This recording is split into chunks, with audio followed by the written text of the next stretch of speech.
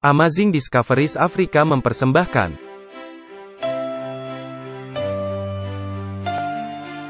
Walter Veith, Martin Smith, Martin Luther tahun 1517, Konsili Trent tahun 1545,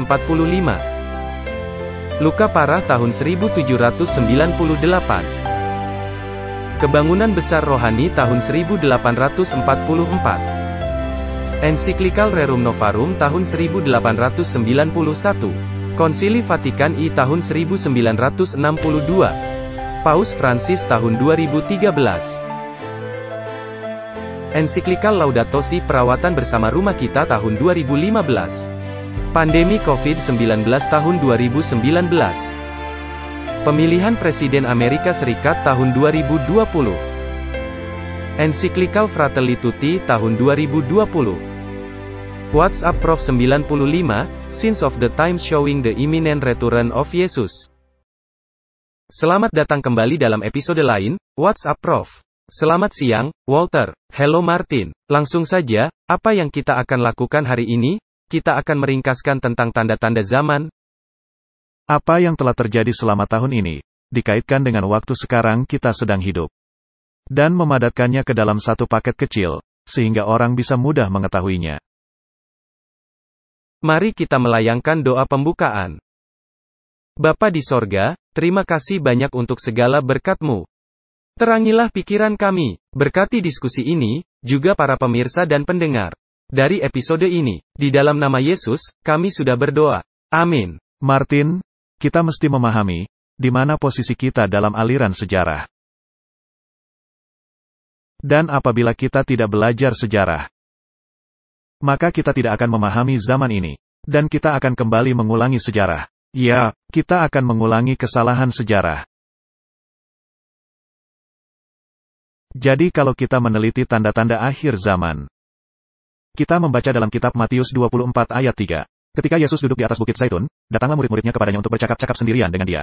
Kata mereka, katakanlah kepada kami, bila manakah itu akan terjadi dan apakah tanda kedatanganmu dan tanda kesudahan dunia? Jawab Yesus kepada mereka, waspadalah supaya jangan ada orang yang menyesatkan kamu. Jadi ini adalah suatu nubuatan ganda, untuk masa itu, dan untuk masa akhir dunia. Salah satu tanda. Dan apa yang akan terjadi di akhir dunia. Dan salah satu masalah adalah adanya penyesatan. Kita telah membahas mengenai kebohongan-kebohongan berkali-kali. Jelas sekali, kita mewarisi kebohongan. Dan saya kira, kita mendengar kebohongan-kebohongan setiap harinya. Dan media sangat pandai membuat propaganda berdasarkan dusta. Ini begitu merajalela, dan ini penting, karena saya pikir seluruh dunia sedang tertidur. Karena mereka semua jatuh. Sudah waktunya memadamkan televisi, dan menyalakan pemikiran kita. Jadi, jika kita melihat di sini tanda-tanda zaman, maka saya pikir, kita mesti menaruhnya ke dalam beberapa kategori. Jadi tanda-tanda zaman ada dalam beberapa kategori. Dan masing-masing kategori mesti berbuah, dan perlu mencapai titik klimaks bersamaan, sebelum gambaran nubuatan sepenuhnya dipahami. Nah, apa kategori ini? Orang-orang melihat kitab Matius 24 dan berkata, telah ada gempa bumi dari dulu. Dan wabah sampar, sudah ada sejak dulu. Bagaimana cara Anda mengetahui ini akhir zaman? Adanya hal yang semakin memuncak. Meskipun demikian, telah ada hal memuncak di waktu lampau. Jadi mesti ada hal-hal yang terjadi secara simultan. Dan hal-hal inilah yang membuat gambar nubuatan menjadi lengkap. Jadi jika kita menelitinya, mesti ada tanda-tanda lingkungan fisik dan yang mesti mencapai penerapan universal. Mesti adanya keruntuhan moral yang dikaitkan dengan nubuatan akhir zaman, dan yang bersifat universal. Jika Anda membaca di dalam Alkitab, diceritakan bagaimana keadaan dunia di hari-hari terakhir. Bagaimana anak-anak muda akan bersifat memberontak. Dan semua hal ini, adanya kekacauan dan kekerasan. Setiap angan-angan hati terus menjadi jahat. Mesti ada keruntuhan moral. Terjadi benturan antar etnis yang terjadi secara umum dan juga yang bersifat universal. Mesti adanya gambaran nubuatan politik yang terjadi. Mesti adanya gambar nubuatan yang bersifat keagamaan, yang terjadi. Kemudian, adanya undang-undang yang dikaitkan dengan membeli dan menjual, dan penerapan tanda binatang. Dan semua hal ini, mesti diterapkan dalam waktu bersamaan. Barulah Anda mengetahui, Anda berada di akhir zaman. Dan dengan senang hati, saya mengatakan, semua hal ini memang terjadi dan marak, di zaman kita hidup sekarang ini. Sungguh pasti, semakin cepat, semakin baik. Mari sekarang kita meneliti tanda-tanda lingkungan fisik, yang mesti mencapai penerapan universal. Kita sudah membaca Matius 24 ayat 3, ketika Yesus sedang berada di Bukit Zaitun. Murid-muridnya datang kepada Yesus, dan mereka menanyakan hal-hal ini. Dan Yesus menjawab, waspadalah, agar jangan ada orang menyesatkan kamu. Penyesatan, akan menjadi nama permainannya. Jadi Anda mesti belajar. Bagaimana cara Anda membongkar penyesatan? Dengan belajar. Inilah yang sedang terjadi sekarang ini. Tidak ada orang yang belajar. Mereka hanya menerima begitu saja, hal yang diceritakan kepada mereka. Jadi, satu-satunya cara yang benar, seperti yang dikatakan orang itu. Dalam Rulers of Evil dalam kata-kata pendahuluannya, satu-satunya orang yang mempercayai teori konspirasi, adalah mereka yang benar-benar mempelajarinya. Dan orang-orang yang banyak berteriak, adalah orang-orang yang jelas tidak berpengetahuan mengenai hal-hal ini. Mereka tidak pernah membaca hal seperti Morals and Dogmas. Mereka tidak pernah membaca tulisan-tulisan Blavatsky, Isis Unveiled atau Secret Doctrine. Mereka tidak pernah membacanya, tetapi syukur, karena saya tidak ingin menyarankan agar orang-orang mau membaca buku-buku itu. Bahkan buku-buku yang ditulis mengenai hal-hal ini, untuk mengungkapkannya, sejarah rahasia Jesuit. Saya memiliki satu rak penuh buku, yang hanya mengenai sejarah Jesuit. Masyarakat paling jahat, yang telah mencelakakan bumi ini. Dan ini bukan saya sendiri yang mengatakannya. Sejarah telah mencatatnya. Para presiden telah mengatakannya. Tulisan roh nubuat juga dengan jelas mengungkapkannya. Dan orang-orang berkata, wah, mengenai apa ini? Dan ketika kita mengatakan, adanya orang-orang terkenal yang tersangkut dengan Jesuit. Mereka tidak percaya, ya, hampir tidak ada politikus, yang memiliki jabatan tinggi, yang tidak tersangkut kepada Jesuit. Dan jika dia memang tidak tersangkut dengan Jesuit, mungkin saja, dia berakhir dengan kematian. Jadi, janganlah kita terbawa oleh kelalaian banyak orang. Melainkan Anda mesti peduli, dan mesti belajar. Sebab banyak orang akan datang dengan memakai namaku dan berkata, akulah Mesias, dan mereka akan menyesatkan banyak orang. Jadi ketika Anda melihat, orang berkata, ini Yesus. Memang sudah banyak yang menyatakan diri mereka sebagai Kristus. Tetapi itu selalu menjadi suatu sekte, di suatu tempat, dan yang tersembunyi. Sedangkan sekarang, ini telah menjadi berita dunia. Maka Anda mengetahui, ini ada dalam tingkatan yang berbeda. Kamu akan mendengar deru perang atau kabar-kabar tentang perang. Namun berawas-awaslah jangan kamu gelisah, sebab semuanya itu harus terjadi, tetapi itu belum kesudahannya. Sebab bangsa akan bangkit melawan bangsa. Dan kerajaan melawan kerajaan. Akan ada kelaparan dan gempa bumi di berbagai tempat. Akan tetapi semuanya itu barulah permulaan penderitaan menjelang zaman baru. Jadi, ini adalah tanda-tandanya, tetapi Anda mesti juga menambahkan tanda-tanda politik, tanda-tanda keagamaan. Tanda-tanda moral, dan semua hal ini. Jadi, mari kita meneliti beberapa hal ini. Ini dari Religion News Service. Melaporkan Mesias dari kedatangan kedua kali, telah datang untuk Paskah tahun 2021. Jadi, Mesias sudah di sini. Karena Paskah tahun 2021, itu telah beberapa bulan silam. Nah, untungnya, ini hanyalah konferensi memakai Zoom. Jadi, di hari raya Minggu Palem lalu, tanggal 28 Maret tahun 2021, Mesias Yichen, Mesias dari kedatangan kedua kali, telah menjadi host dari konferensi jarak jauh. Dari kedatangan kedua kali, untuk mengumumkan bagian pertama, dari pengumuman kedatangan kedua kali, bagi milenium baru. Untuk mengungkap misteri 2000 tahun, dari Kitab Wahyu. Ini sungguh luar biasa. Di sini ada situs Israel Today, Jewish World, Rabi terkenal, nama Mesias, akan segera diungkapkan. Nah, sekarang menjadi hal publik, benar, ya. Ini menjadi kabar dunia. Dan ini dikaitkan dengan sistem Rabi. Dan jadilah. Rabi ini mengungkapkan bahwa Allah telah siap untuk menyatakan nama Mesias. Dan dia mendesak agar kita bersiap. Dan hal menarik bagi saya, jika dia telah siap mengungkapkan namanya, maka pastilah ini orang bumi. Benar. Dan kembali, kita mesti melakukan sedikit ringkasan. Kita yang sedang berada di akhir tahun, kita mesti membuat pandangan yang meringkaskan peristiwa-peristiwa terkait. Untuk memastikan kita mengetahui posisi kita di dalam aliran waktu. Dan ini adalah yang pertama. Dalam serial kecil itu. Ini berita lainnya, dari Israel Today, Rabi Israel mengatakan, dia telah mengadakan pertemuan-pertemuan dengan Mesias. Ini sungguh terang-terangan, benar, ya. Nah, kita tidak perlu membahasnya secara mendetail, karena kita pernah membahasnya dalam ceramah lainnya. Tetapi rabi ini dianggap salah satu rabi ternama dari 3 rabi dari komunitas Yahudi, ultra-ortodoks di Israel. Jadi ini bukan orang sembarangan. Ini adalah orang-orang terkenal yang mengatakan, Mesias sudah datang. Jadi itu merupakan tanda, benar, ya. Lalu ada berita-berita beredar tentang perang. Lalu adanya peperangan. Kita sudah banyak mengalami peperangan. Dunia, ini sudah 2 kali mengalami perang dunia. Dan jika Anda melihat konflik yang ada di Afrika, di segala tempat, maka kemungkinan terjadinya perang yang lebih besar adalah perang dengan negara China, yang tak terelakkan. Ini dari situs The Nation, tanggal 15 Juli tahun 2021. Pertanyaan-pertanyaan yang keluar dari Departemen Pertahanan dan pejabat tingkat tinggi Kongres hari-hari ini, nampaknya menegaskan hal itu. Dengan alasan ini, Pentagon telah meminta dana $715 miliar dalam belanja militer untuk tahun 2022.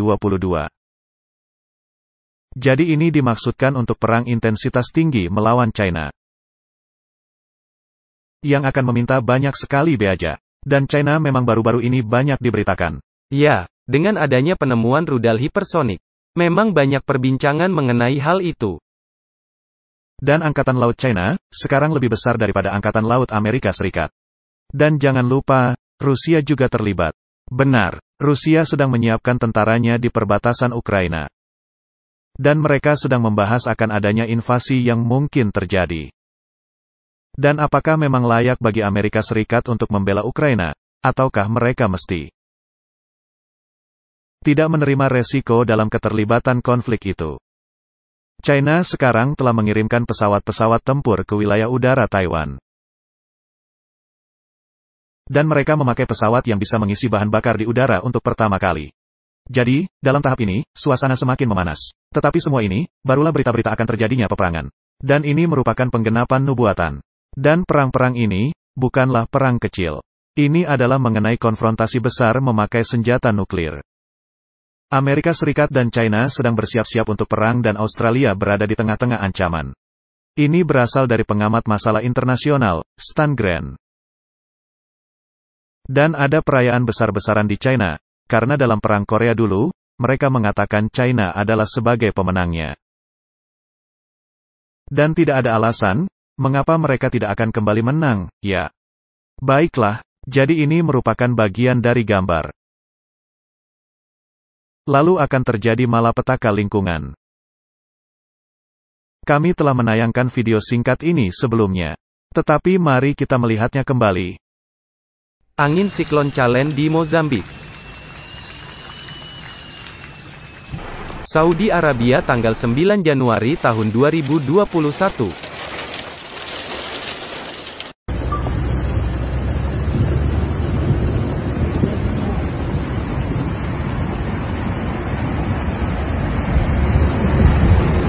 Turki tanggal 13 Januari tahun 2021.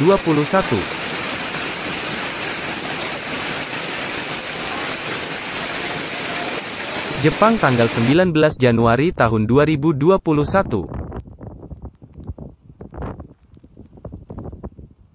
Inggris tanggal 20 Januari tahun 2021. Martin, apa komentar Anda mengenai video tadi? Ini menunjukkan. Ini semakin memuncak di seluruh dunia. Ini bukan terpisah-pisah, hanya sedikit badai di sini dan di sana. Dan memang telah selalu ada badai, dan angin topan. Seperti yang Anda sebutkan, tetapi intensitasnya semakin meningkat tajam. Adalah juga mungkin, adanya orang-orang yang berkata bahwa populasi telah pindah ke daerah berbahaya. Demikian juga media, telah semakin berbahaya. Dan sekarang kita melihat adanya peristiwa-peristiwa yang saling berdampingan. Allah telah mengatakan, bencana akan semakin meningkat. Dan memang ini diakibatkan oleh perubahan iklim. Ya, jadi mesti selalu ada alasan sekuler. Dan saya pikir, Ayub juga berpendapat, karena adanya perubahan iklim. Ketika rumah dan anak-anaknya tersapu bersih. Juga disebutkan mengenai perubahan iklim, ketika Nuh. Itu juga merupakan perubahan iklim, tingkat tinggi. Dari mana asalnya? Dan berita yang berkaitan dengan gempa bumi. Mereka mengatakan, semakin meningkatnya dalam frekuensi. Dan juga dalam intensitasnya.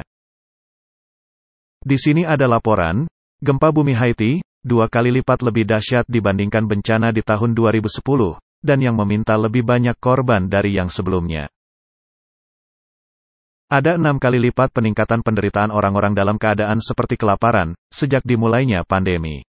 Ini menarik. Ini berasal dari Juli tahun 2021. 11 orang kemungkinan meninggal setiap menit karena kelaparan. Sekarang melebihi korban meninggal karena COVID-19. Ini pernyataan Oxfam. Jadi virus kelaparan sedang meningkat berkali-kali. Suatu level krisis keadaan pangan yang tidak aman. Ada hal menarik, adanya kabar pekan ini, Biden akan mengadakan konferensi pers. Tentang ketahanan pangan dan garis pemasokan. Dan tentunya adanya virus ganas yang baru, yang menyebabkan sedikit keletihan. Yang menyebabkan seluruh dunia dalam keadaan shutdown. Tetapi kita akan membahas hal ini dalam pembicaraan lainnya. Jadi, hal itu juga akan menimbulkan krisis. Kita telah melihat adanya bencana di Vancouver. Dan pemerintah berkata, harap jangan menimbun bahan pangan. Garis pasokan tidak akan terganggu. Jadi semua hal ini, sangat menarik, benar. Saya merasa yakin, banyaknya orang yang menyadari bahwa garis pasokan telah terganggu. Saya pikir juga demikian. Dan Bill Gates juga mengeluarkan suatu peringatan keras untuk dunia. Sama seperti ganasnya pandemi ini, perubahan iklim malah akan lebih buruk. Bill Gates mau menggelapkan matahari. Gantinya memberi makan mulut-mulut yang kelaparan, mari kita gelapkan matahari. Dan pemerintah juga turut serta. Dan kami telah membuat sebuah serial lengkap mengenai hal ini. Jadi kita tidak perlu terlalu mendetail mengenai COP26 dan hal-hal ini. Tetapi agar menjadi jelas dan lengkap. Mari kita menyimak kembali, apa yang dikatakan oleh John Kerry. Dan dia yang diserahi tanggung jawab respon Amerika bagi perubahan iklim, benar, ya. Taruhan resiko mengenai perubahan iklim, tidaklah lebih tinggi, dari yang ada sekarang ini. Ini memang nyata, kita memakai kata eksistensial dengan mudahnya. Dan kita memiliki agenda yang lebih besar, yang ada di hadapan kita, dalam skala global. Dan Presiden Biden sangat berkomitmen, sangat memberi perhatian, seperti yang bisa Anda lihat dengan perintah eksekutifnya. Dia juga mengetahui persetujuan Paris saja tidaklah cukup. Hampir tidak mencapai 90%. Dari semua emisi bumi, emisi global berasal dari luar perbatasan Amerika Serikat. Kita bisa saja mengeluarkan emisi 0% besok. Dan masalahnya selesai. Itulah sebabnya, 1 pekan menjelang pekerjaannya, Presiden Biden akan menandatangani serangkaian perintah eksekutif untuk segera menggerakkan kita dengan jaminan bahwa suatu cita-cita dari tindakan perubahan iklim adalah bersifat global, dalam ruang lingkup dan skalanya, sama seperti yang ada di negeri kita. Presiden telah mengumumkan akan mengadakan pertemuan puncak para pemimpin tentang perubahan iklim, kurang dari 3 bulan lagi, pada tanggal 22 April di Hari Bumi, yang akan meliputi pertemuan kembali, level para pemimpin dari Forum Ekonomi Utama. Konvensi dari pertemuan puncak ini adalah penting untuk memastikan bahwa tahun 2021 akan sungguh-sungguh merupakan waktu pengganti bagi waktu yang terbuang selama 4 tahun terakhir. dan Konferensi Perubahan Iklim Perserikatan Bangsa-Bangsa yang disebut COP26 dengan tuan rumah negara Inggris di bulan November akan dipastikan harus benar-benar berhasil. Jadi, Martin, dengan membuat hal itu menjadi perspektif, kita mengalami semua kehebohan ini di dunia. Dan kita mengetahui bahwa sesuai dengan ramalan Alkitab akan terjadinya bencana alam. Kita juga mengetahui adanya pertanyaan-pertanyaan di dalam tulisan-tulisan roh nubuat yang berkata, adanya kekuatan-kekuatan roh iblis yang bekerja di belakang layar untuk memanipulasi, dan juga kita mesti mengingat bahwa mereka memakai umat manusia untuk memanipulasi. Benar. Sebagai agen-agen iblis. Benar. Dan kita mengetahui kenyataan bahwa iklim dapat dimanipulasi. Tepat sekali, karena banyak orang yang berkata, wah, itu konspirasi. Tidak, mereka telah mengakui, para ilmuwan terkenal, di mana tahun lalu, kami telah mengeluarkan episode tentang hal ini, adanya manipulasi iklim yang sedang terjadi. Benar, dan bukan hanya manipulasi iklim, mereka bisa juga membuat gempa bumi. Ya, Tesla telah menciptakan peralatan yang bisa membuat gempa bumi. Dan peralatan itu masih ada dan bisa dilihat di negara Amerika Serikat. Mari kita melihat kenyataan yang ada. Model iklim yang mereka pakai, tepat seperti ini, yang berdasarkan model.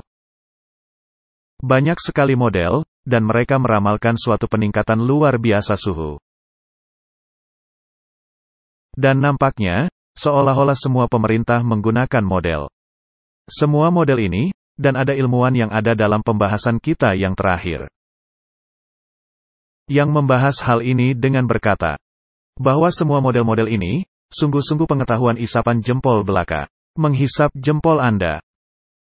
Karena yang berwarna biru di sini, yang menjadi kenyataan, dan fluktuasi yang ada di garis biru, adalah sesuai dengan peristiwa-peristiwa yang terjadi selama berabad-abad.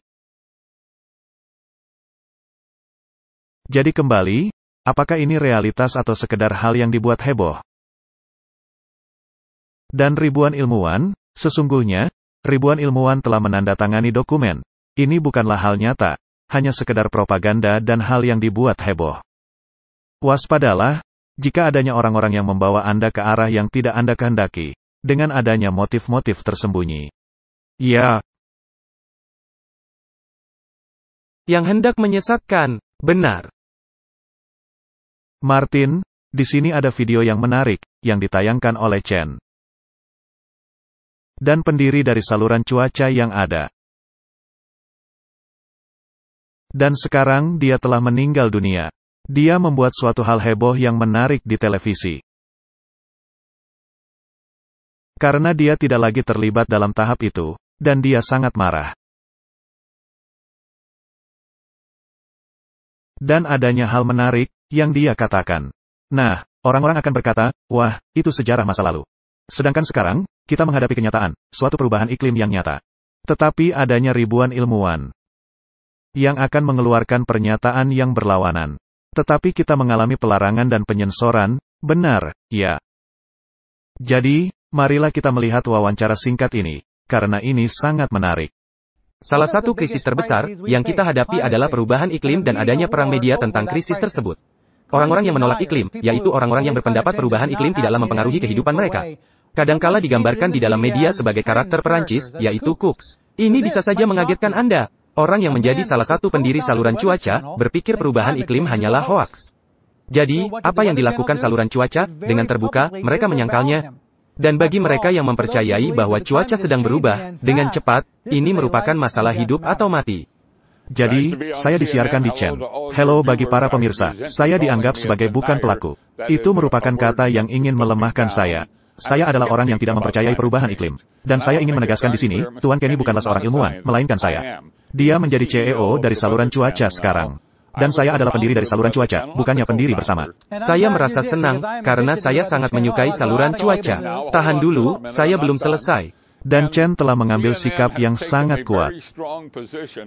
tentang pemanasan global, dan merupakan suatu konsensus. Nah, tidak ada konsensus dalam sains. Sains bukanlah dengan mengambil suara. Sains adalah mengenai fakta. Dan jika Anda tiba kepada kenyataan yang ada, ini jelas terbukti, perubahan iklim tidaklah terjadi. Tidak ada hal berarti pemanasan global yang dibuat manusia, sekarang, yang pernah ada di masa lalu, dan tidak perlu diharap akan terjadi di masa yang akan datang. Telah banyak omong kosong ini, dan ini telah menjadi poin besar politik dari Partai Demokrat yang diterapkan dalam platform mereka. Dan sangat disesalkan ini menjadi topik politik, menggantikan topik sains. Tetapi sains adalah bidang saya. Saya kira kita tidak bisa tiba kepada kesimpulan mengenai topik ini. Saya pikir juga begitu, karena Anda tidak mengizinkan terjadi di Chen. Tetapi saya senang, karena kita mengudara dan bisa berbincang dengan para pemirsa Anda. Hello, semuanya. Tidak ada yang namanya pemanasan global. Saya bertanya-tanya ketika pemerintah, NASA, dan lembaga-lembaga lainnya, yang berkata, 97% ilmuwan iklim setuju. Apakah menurut Anda, ini dibuat-buat? Yang tidak saya pahami adalah, bagaimana Anda bisa menerangkannya? Wah, itu hanya angka manipulasi. Coba saya jelaskan. Pemerintah mengucurkan dana 2,5 miliar dolar secara langsung untuk penelitian iklim, setiap tahunnya. Dana ini hanya diberikan kepada para ilmuwan yang menghasilkan laporan ilmiah yang mendukung hipotesis pemanasan global, secara tepat dari Partai Demokrat. Jadi, mereka tidak ada pilihan. Jika mau mendapat uang mereka, para ilmuwan itu mesti mendukung posisi mereka. Karena itu, 97% dari laporan ilmiah yang diterbitkan mendukung pemanasan global. Mengapa? Karena merekalah yang dibayar oleh pemerintah dengan uang itu. Ini begitu sederhana, tetapi ini tidaklah berarti itu benar. Ini tidaklah membuatnya benar. Ini membuatnya uang bisa beredar. Saya bukanlah ilmuwan. Saya tidak bisa menyatakan hal ini sebagai kenyataan. Itulah kenyataannya. Saya hanya mengatakan, mayoritas besar harap jangan mundur dari hal ini. Izinkan dua belah pihak ini bisa mengudara. Ada 31.000 ilmuwan yang sudah menandatangani petisi, yang mengatakan, ini tidaklah sah, dan bahwa posisi saya benar.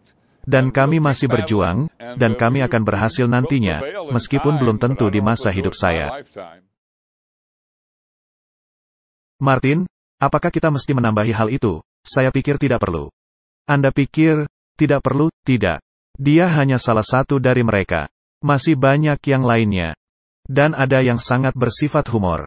Khususnya ketika mereka merekrut Al Gore dalam gugus tugas. Mencoba berusaha sekuat tenaga, mengedepankan poin mereka. Jadi, kita bisa terus berputar-putar. Ada dua sisi dalam kisah ini. Dan ketika satu sisi selalu menekan, dan membawakan pengecekan fakta. Dan mengatakan mereka adalah orang-orang tidak waras. Berapa banyak yang tadi dia sebutkan? 31.000 ilmuwan. Wah, ini sungguh luar biasa. Memang tidak semua dari mereka adalah ahli-ahli iklim. Tetapi banyak dari mereka yang menyandang gelar PhD. Kita ambil saja setengahnya, 15.000 ilmuwan. Itu sudah merupakan jumlah sangat banyak. Dan terus terang saja, 97% yang setuju dengan hal itu, seperti yang tadi disebutkan, bukanlah yang berjumlah 15.000.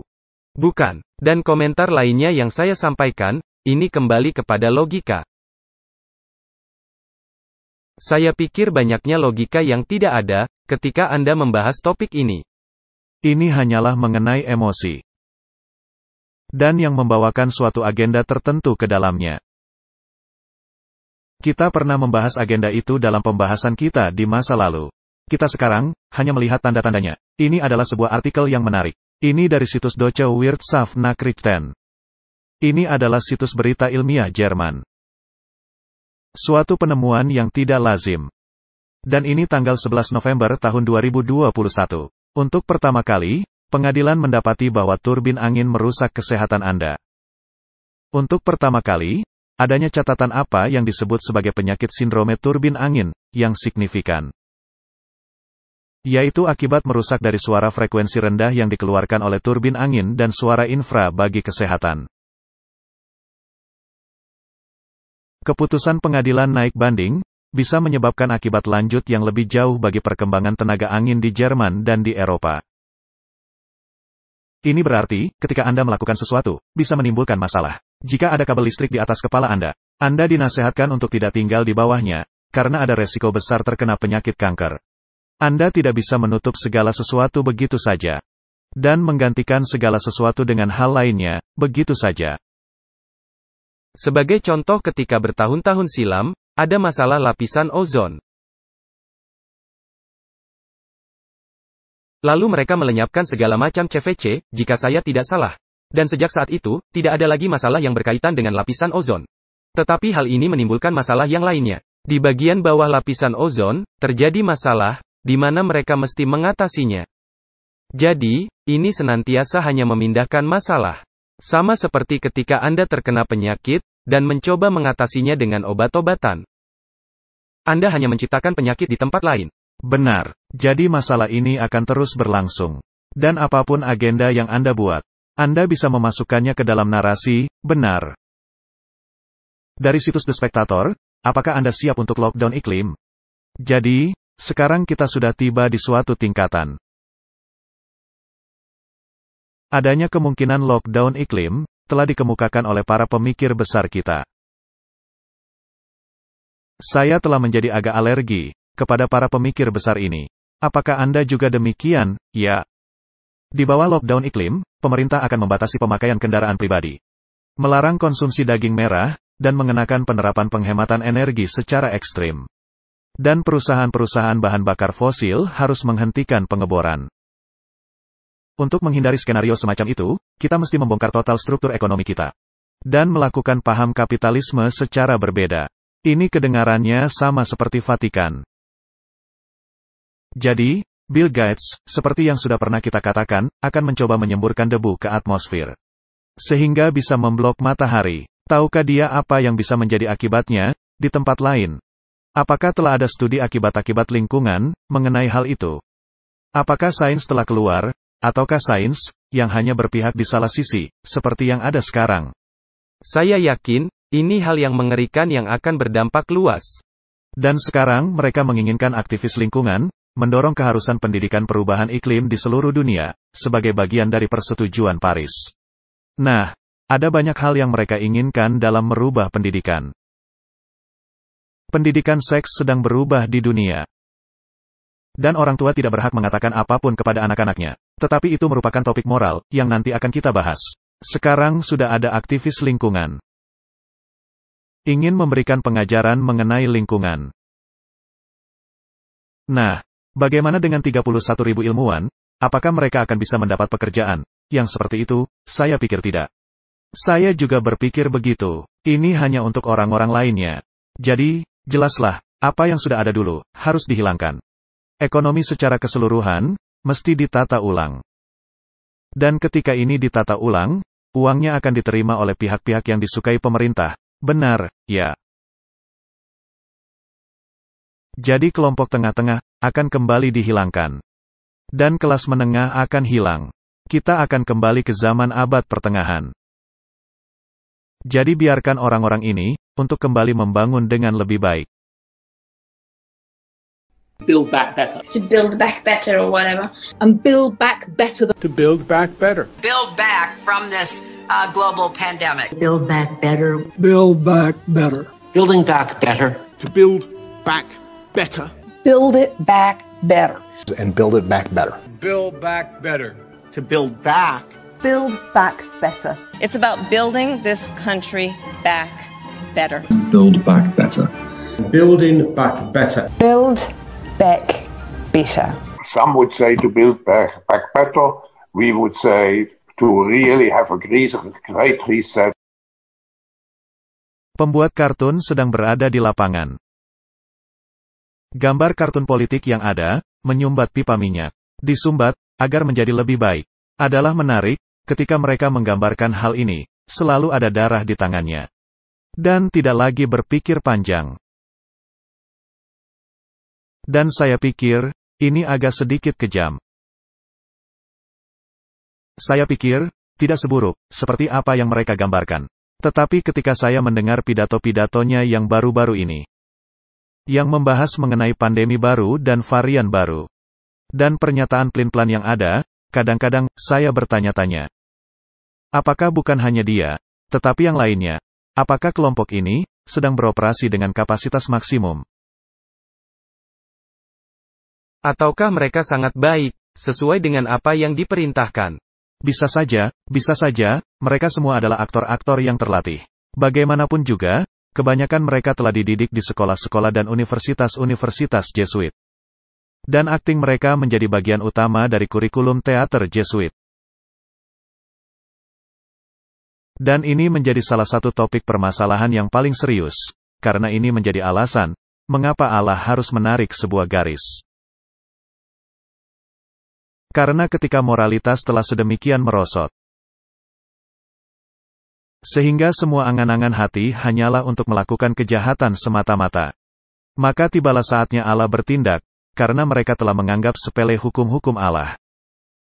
Jadi kemerosotan moral, yang dikaitkan dengan nubuatan akhir zaman, mestilah bersifat universal. Dan debat ini, memang telah bersifat universal. Hukum California akan mengenakan denda $1.000 kepada toko swalayan, yang memisahkan mainan sesuai jenis kelamin.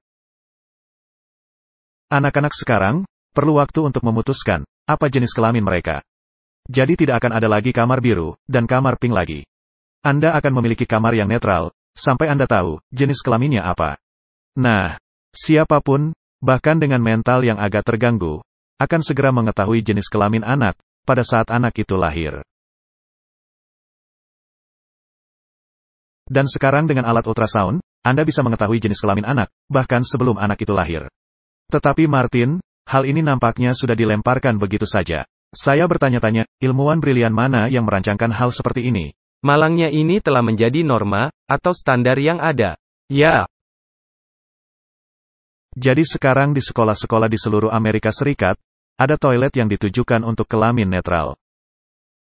Dan telah terjadi serangkaian peristiwa serius, karena ini menjadi semacam pendorong, bagi orang yang memiliki agenda tertentu. Yang cocok buat agenda mereka. Ini sungguh mengerikan, jika agenda ini dijalankan. Ini merupakan kenyataan yang ada dari penghilangan moral. Ya, ini adalah kemerosotan moral.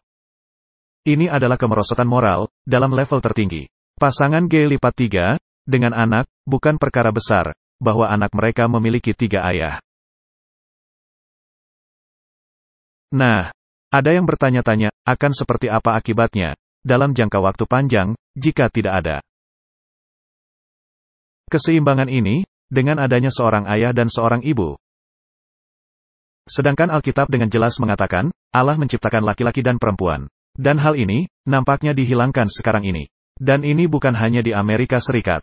Ketika Anda pergi ke Inggris, atau bagian lain dari Eropa, pergi ke wilayah Pasifik, Australia, Selandia Baru, Afrika, tidak peduli dimanapun. Kita sebut saja penyakit. Ini telah menjadi hal yang universal. Ini telah menjadi kemerosotan moral secara universal. Segala sesuatu yang Allah telah tempatkan dengan baik, semua hal itu telah diputar balik oleh dunia. Sekali lagi dilakukan oleh ahli pembalikan. Benar. Dan seluruh dorongan ini, untuk mengubahkan peran model. Mari kita sedikit memperbincangkan hal ini. Adanya pemikiran mengenai pemisahan tenaga kerja antara tenaga kerja laki-laki dan tenaga kerja perempuan. Adalah menyebabkan kaum perempuan mendapat hak yang lebih sedikit. Dalam kenyataan yang sesungguhnya, ketika Anda membaca Alkitab, kaum perempuan mendapat suatu tanggung jawab yang lebih tinggi. Kaum laki-laki harus pergi keluar dan mendapatkan nafkah, dengan mencucurkan keringatnya. Dan hasrat hati perempuan akan tertuju kepada kaum laki-laki. Orang-orang juga menyelewengkan ayat itu. Karena jelas, hal ini menciptakan suatu pemisahan. Kaum pria di luar rumah, sedangkan kaum perempuan menangani hal lain, membesarkan anak-anak dengan tabiat moral. Ini merupakan suatu pekerjaan dengan level tertinggi, di alam semesta. Pekerjaan dengan level tertinggi, di alam semesta, telah diberikan kepada kaum perempuan. Dan pekerjaan ini tidak bisa dilakukan oleh kaum laki-laki. Adanya orang tua, yang hanya ayah saja. Dan kadang-kadang lingkungan memaksa Anda masuk ke dalam keadaan seperti ini. Tetapi yang sesungguhnya, Anda masih memerlukan dua pihak ini, agar tercapai keseimbangan. Dan dunia ada dalam keadaan yang menyedihkan oleh karena dosa. Tetapi jika saja, kita merasa senang, dengan peranan apa yang sudah ditentukan oleh Allah buat kita. Dunia akan menjadi suatu tempat yang lebih baik. Fakta-fakta kunci mengenai pengguguran kandungan. Jika Anda melihat statistik ini, akan sangat mengerikan. Pengguguran kandungan adalah suatu prosedur medis, yang mengakhiri suatu kehamilan.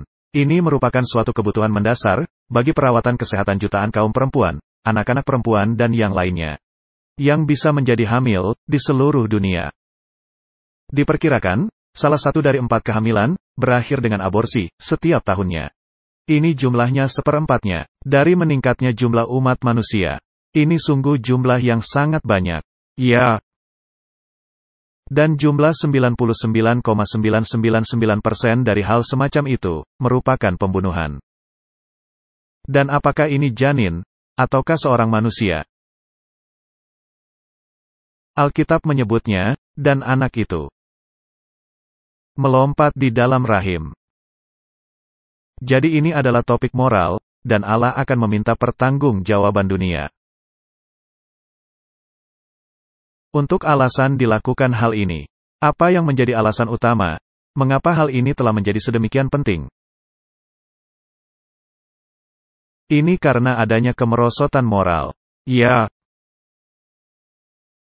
Uskup-uskup Amerika Serikat didapati mendanai kelompok-kelompok radikal yang mendukung kerusuhan-kerusuhan, yang meminta kematian bagi polisi. Sekarang ada gereja yang menambahkan suara bagi kekerasan etnis. Nah, itu merupakan tanda lain bagi zaman kita. Nah, Martin, Allah telah menciptakan, sesuai kata Alkitab, seluruh umat manusia, dari satu darah, benar, ya. Dan karena itu, sebagai anak-anak Allah, kita adalah berasal dari satu darah. Karena itu, kita semua adalah bersaudara. Baik laki-laki maupun perempuan. Tetapi manusia telah memisahkannya ke dalam kelompok-kelompok, dan sekarang ini, malah ada kelompok yang baru. Yaitu kelompok buatan, artifisial. Lalu ada aturan-aturan yang menekan. Yang dibuat, untuk memaksa kelompok-kelompok buatan ini. Ini semuanya merupakan bagian dari kemerosotan moral. Sungguh pasti, suatu anggapan tidak menghargai sama sekali bagi nilai kehidupan. Dan nilai seorang manusia, tidak peduli, ras atau kelompok mana, dia berasal.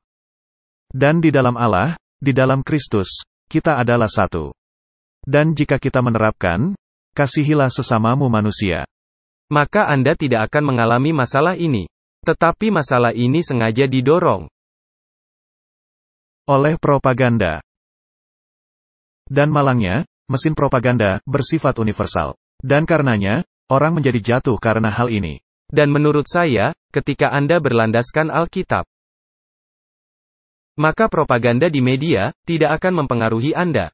Tetapi sangat sedih kita lihat, bahkan di dalam gereja, orang-orang telah terpengaruh oleh karena mesin propaganda telah mempengaruhi mereka. Benar. Nah, pada hari raya Pentakosta, apakah ada pemisahan bagi orang-orang yang menerima karunia Roh Kudus? Tidak ada. Tidak ada. Dan ketika ribuan orang dibaptiskan, apakah mereka menaruh orang-orang ke dalam kelompok-kelompok? Tidak. Apakah menaruh mereka ke dalam kelompok, kulit putih, kulit hitam, yang sudah divaksin, yang tidak divaksin? Apapun itu, apakah mereka menggolong-golongkan mereka? Tidak. Itulah tepat yang dimaksudkan Allah, bahwa Roh Kudus akan dicurahkan bagi semua orang. Apakah mereka memisahkan ke dalam jenis kelamin, 20 atau 30? Tidak. Tidak. Sama sekali tidak. Jadi, gerakan Black Lives Matter adalah pergerakan spiritual, kata sesama pendiri, Patrice Culler. Mengapa? Karena adanya penyembahan roh nenek moyang di dalamnya. Nah, kita tahu, apa yang dikatakan Alkitab mengenai hal ini. Ini adalah penyesatan dalam level tertinggi. Karena Alkitab mengatakan, orang-orang mati tidak tahu apa-apa, karena mereka tertidur. Jadi, bagaimana bisa Anda memperkenalkannya dalam cara ini? Jadi masalahnya adalah, karena Anda mungkin terkait dengan hal ini, menelan pil begitu saja. Dan Anda menjadi hal, seperti yang diperingatkan oleh Alkitab. Anda meminum soft drink dengan racun di dalamnya. Dan siapa yang menjadi musuh Anda? Semua orang yang tidak berpikir dan bertindak, sama seperti Anda. Tepat sekali, itulah musuh. Jadi hal ini Martin, bukanlah masalah warna kulit, melainkan masalah moral. Ini merupakan kemerosotan, dan suatu kekejaman.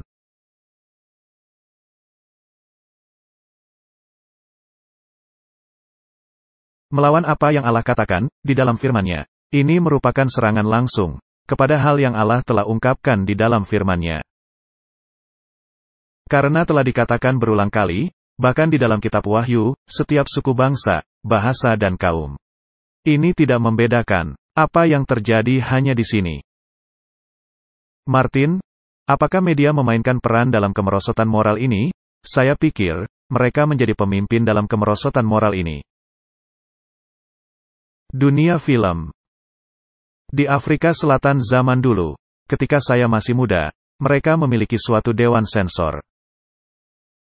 Satu-satunya yang menjadi pengawas kemerosotan moral, dan kebanyakan mereka berasal dari badan keagamaan, benar. Mereka adalah para pendeta, dan lain-lain. Mereka begitu menyeleweng, sehingga tidak tahu jalan mana yang mesti ditempuh. Tetapi sekarang, semua terlibat dalam kerusuhan. Dan sekarang mereka menyasar anak-anak. Ini merupakan suatu kemerosotan moral, yang tidak pernah kita harapkan akan terjadi.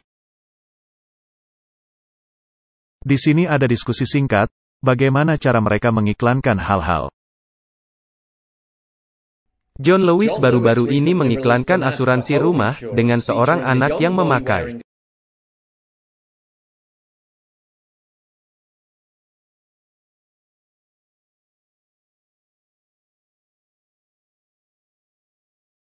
yang mengizinkan anak-anak mengotori rumah Anda. Mungkin John Lewis lebih berkonsentrasi kepada detail pelayanan, daripada menggambarkan semangat merusak anak laki-laki yang memakai lipstik. Dan ini semestinya dilarang, karena tidak lagi mengiklankan mengenai produk mereka. Ini adalah sebuah iklan Halloween tentang coklat Twix, yang menggambarkan seorang anak laki-laki mengalami diskriminasi karena memakai baju puteri. Di mana seorang pengasuh anak datang menolong anak lelaki itu, setelah mengalami bully. Puteri.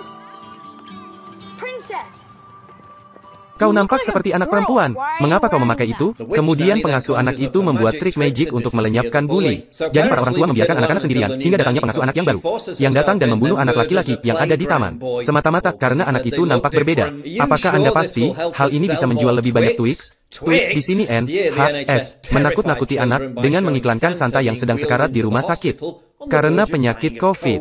Heineken, perusahaan bir, yang mungkin mendukung bagi penghilangan total semua perbatasan, setidak-tidaknya masih konsisten dengan mempertahankan hal yang berkaitan dengan toilet umum.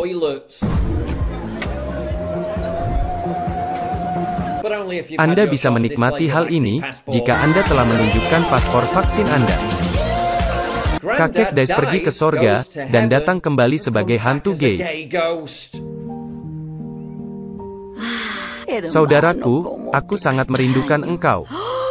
Paman Alberto, suatu kejutan. Halo keluarga, apa kabar? Siapa laki-laki itu? Ini Mario, rekan saya.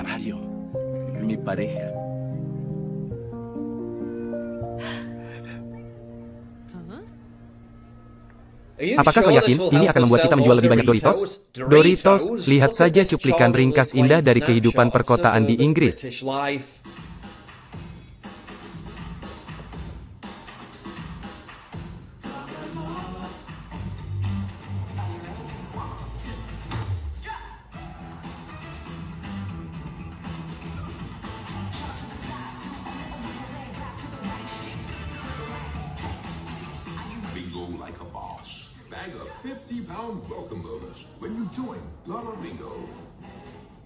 Ingatlah, ini adalah iklan bingo.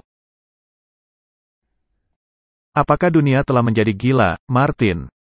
Seperti yang tadi Anda katakan, ini tidak lagi mengenai menjual produk.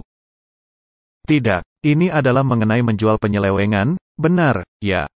Ini membuatnya agar bisa diterima. Nah, bagaimana tentang gambar nubuatan politik? Ini juga mesti menampakkan hasilnya, benar. Raja-raja dunia, mesti menyerahkan kekuasaan mereka kepada binatang. Ketika kita membaca dalam kitab Wahyu, dan kita telah melakukannya di banyak ceramah. Ini hanyalah sekedar ceramah ringkasan. Kita mengetahui akan adanya penyembuhan bagi luka-luka kepausan. Maka tampaklah kepadaku satu dari kepala-kepalanya seperti kena luka yang membahayakan hidupnya. Tetapi luka yang membahayakan hidupnya itu sembuh. Dan aku melihat seekor binatang lain keluar dari dalam bumi. Binatang yang bertanduk dua ini. Peranan negara dan peranan gereja, akan menyatu, dan akan membuat patung kepada binatang yang pertama.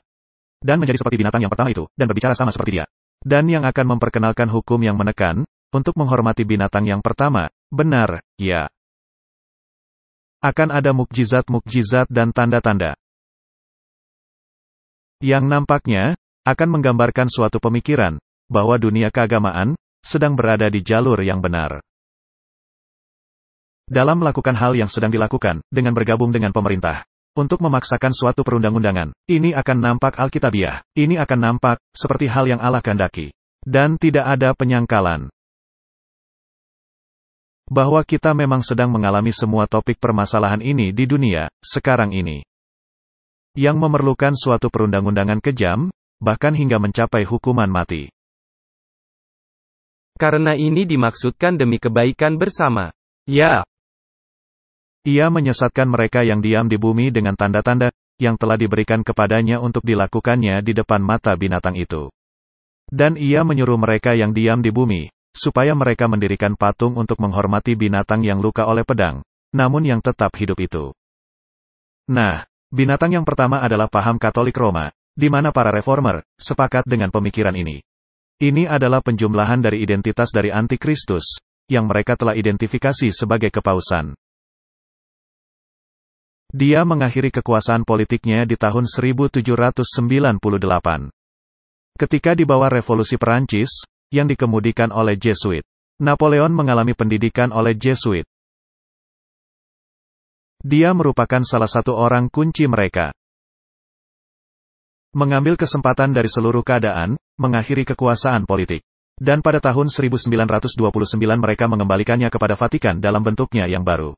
Dan sejak saat itu, kita mengalami suatu dorongan besar untuk kembali kepada kekuasaan politiknya. Dan pengaruh Roma telah hilang.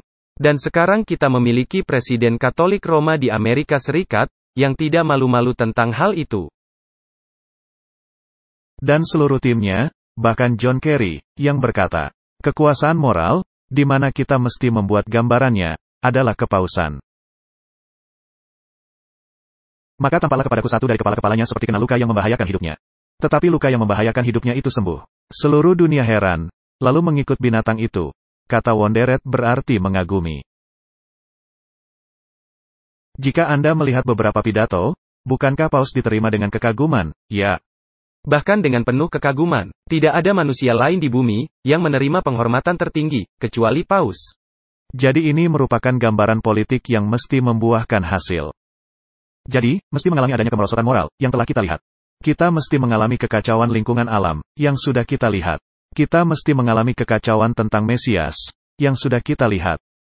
Dan sekarang kita mesti mengalami topik politik. Luka mesti terjadi, yaitu pada tahun 1798. Luka parah mesti mulai mengalami kesembuhan, yaitu pada tahun 1929. Di tahun 1929, Paus mendapatkan kembali kekuasaan politiknya. Dan melalui agen-agennya, yaitu Jesuit, dan Ksatria Malta, dan Ksatria Columbus, organisasi politik. Mereka menyusup masuk ke dalam sistem politik dunia.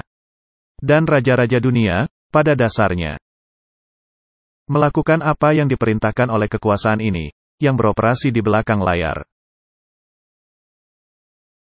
Dan sebagai hasilnya, dunia mengagumi kepausan. Dan dunia politik, nampaknya menyatu dengan kepausan. Dia sebetulnya sama sekali terpisahkan, ketika negara Amerika Serikat dibentuk. Ketika wilayah-wilayah koloni dibentuk, itu sebetulnya koloni-koloni Protestan. Dan yang pada akhirnya, menjadi negara-negara Protestan yang merdeka. Semua itu sudah berakhir. Dunia politik telah berubah. Lalu datanglah seorang dari ketujuh malaikat, yang membawa ketujuh cawan itu dan berkata kepadaku, mari ke sini, aku akan menunjukkan kepadamu putusan atas pelacur besar, yang duduk di tempat yang banyak airnya. Nah, Martin, malaikat ini yang memiliki salah satu dari 7 cawan. Cawan-cawan itu berisi malapetaka yang penghabisan. Jadi, malaikat ini telah siap untuk menuangkan malapetaka yang terakhir. Dan di sini, malaikat itu berkata, mari ke sini, aku akan menunjukkan kepadamu putusan atas pelacur besar. Ini adalah sistem besar keagamaan murtad, karena demikianlah pelacur diartikan di dalam Alkitab. Ini merupakan suatu sistem murtad melawan firman Allah. Yang duduk di tempat yang banyak airnya, dan Alkitab mengartikan tempat yang banyak airnya, sebagai bangsa-bangsa, dan rakyat banyak dan kaum dan bahasa. Gereja besar ini, yang duduk di tempat yang banyak airnya. juga digambarkan di dalam pasal ini, sebagai seorang perempuan yang menunggangi binatang. Ini berarti gereja yang mengendalikan. Gereja mengendalikan sistem politik dunia. Dengan dia raja-raja di bumi telah berbuat cabul. Mereka telah mengagumi pelacur besar ini. Atau ajaran-ajaran palsu, mereka telah meminum anggur percabulannya. Dan penghuni-penghuni bumi telah mabuk oleh anggur percabulannya, mereka mendapatkannya dari media dari pagi hingga malam hari, dan menelannya bulat-bulat.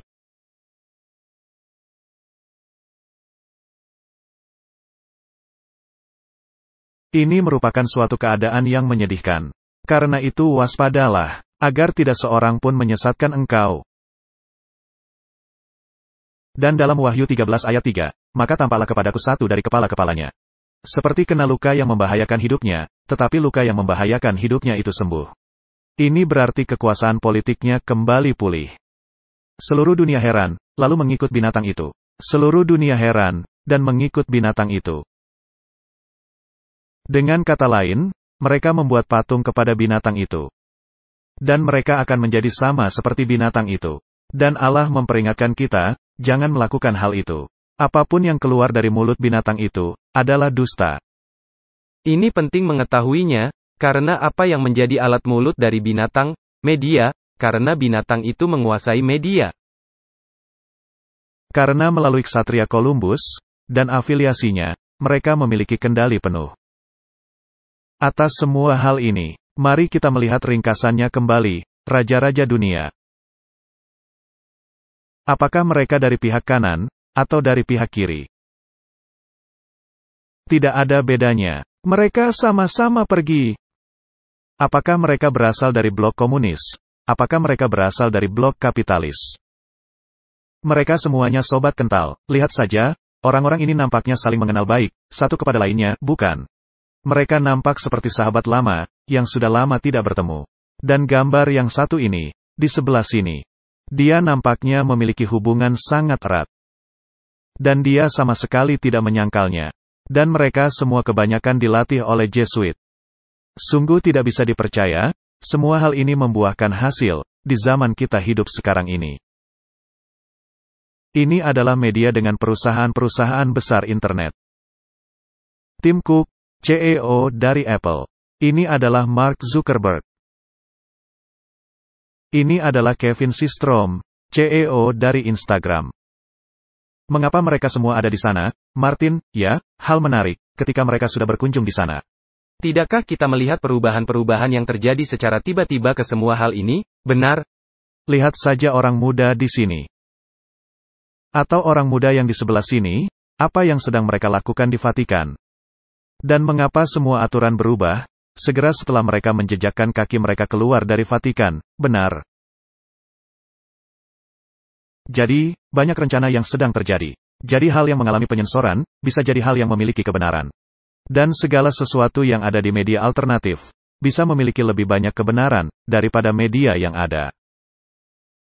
Mari kita bersikap terbuka dan berterus terang tentang hal ini. Jika sains, atau wilayah penelitian yang lainnya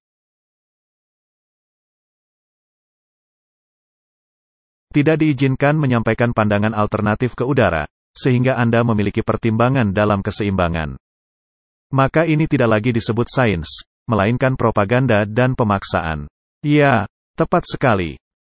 Demikian juga dunia keagamaan. Apakah yang berasal dari dunia Pantekosta? Bagaimana dengan apa yang disebut sebagai bapak paham Protestan sekarang ini, Rick Warren? Bagaimana dengan pimpinan dari Federasi Dunia Lutheran? Mereka nampaknya sangat senang untuk kembali. Apakah ada doktrin Roma yang berubah? Tidak ada. Jadi alasan apa mereka mau bergabung? Karena mereka telah disesatkan. Mereka telah disesatkan, atau diindoktrinasi. Mereka telah meminum anggur. Benar. Nah, ingatlah ketika Joe Biden mengunjungi Paus, sesaat sebelum COP26. Dan dia juga mengadakan pertemuan di Roma, dengan negara-negara G20. Dan mereka telah membuat segala macam persetujuan, yang terdengar tiba-tiba di berita, di hari berikutnya. yang nampaknya mesti dipatuhi, dan dia memberikan cendera mata kepada Paus, dan dia tiba dengan 85 kendaraan, di mana semuanya kendaraan lapis baja, yang mesti diangkut pesawat terbang, yang menghabiskan sangat besar bahan bakar, dan yang menyumbang sangat besar secara bebas bagi ukuran perubahan iklim. Dan Biden memberikan cendera mata kepada Paus. Dan yang menariknya, cendera mata itu adalah suatu hal yang sangat berharga bagi Jesuit. Jadi mari kita melihat video berikut ini.